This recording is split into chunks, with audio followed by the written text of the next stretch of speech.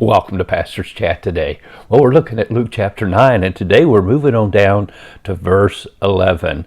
But when the multitudes knew it, they followed him. And he received them and spoke to them about the kingdom of God and healed those who had need of healing. When the day began to wear away, the 12 came and said to him, "Send the multitude away, that they may go into the surrounding towns and country and lodge and get provisions, for we are in a deserted place here."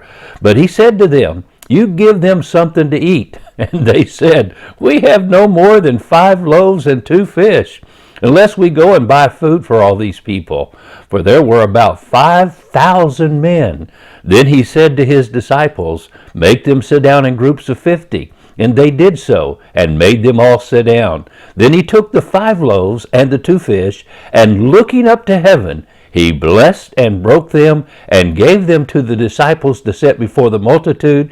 And they all ate and were filled, and 12 baskets of the leftover fragments were taken up by them. Now, interesting. Remember the Lord, after they had sent the 12 out and they had come back and told the Lord what they had done, the Lord said, "All right, let's go to a deserted place, and we got to rest a while," according to the Gospels. And they went to a place called Bethsaida, which is maybe near the mouth of the Jordan River going into the Sea of Galilee, just around the corner where some of the disciples were from.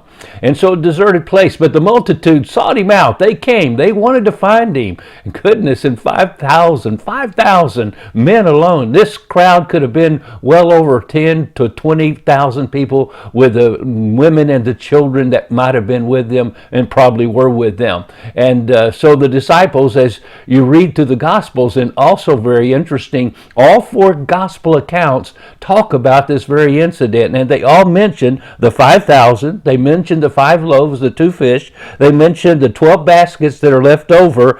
And so I believe this is something the Lord wants us to remember. And we just see so many things here. One, we see the Lord is a Lord of compassion.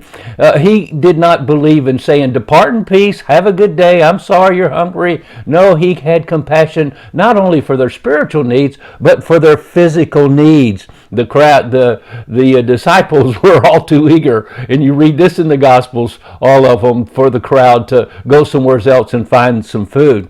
And then we see also that Philip is the one in John's Gospel that had the little lad, the little boy whose mother had given him the 5 loaves and 2 fish for a little lunch that day, and he was willing to share it with Philip, and Philip was taking it to the Lord. So you see the progression of God's provision from one person to the next. And then you also see the Lord said, "Sit down," in groups of 50, and one Gospel said groups of hundreds together, and so it's actually groups of 50s divided again by the hundreds. And so there was organization. There would have been total absolute confusion if Jesus would have begin breaking the bread for these hungry people, and they'd have been rushing upon him. It wouldn't have worked. The Lord likes organization. God's not the author of confusion. And so they're very organized. And then Jesus begins to he first gives thanks. He prays and thanks the Father of heaven for this provision. And then he does one of the great miracles of the New Testament. Goodness, I'd love to be standing there watching him breaking this. And he hands it to the disciples in baskets. They take it to the groups of 50 and 100, and they distribute it, they distribute it, they distribute it. And you see how the gospel works, how the Lord gives us the bread of life, and we, as his disciples, we take it to the multitudes, and they are fed. And it says they all ate and were satisfied. Isn't that interesting?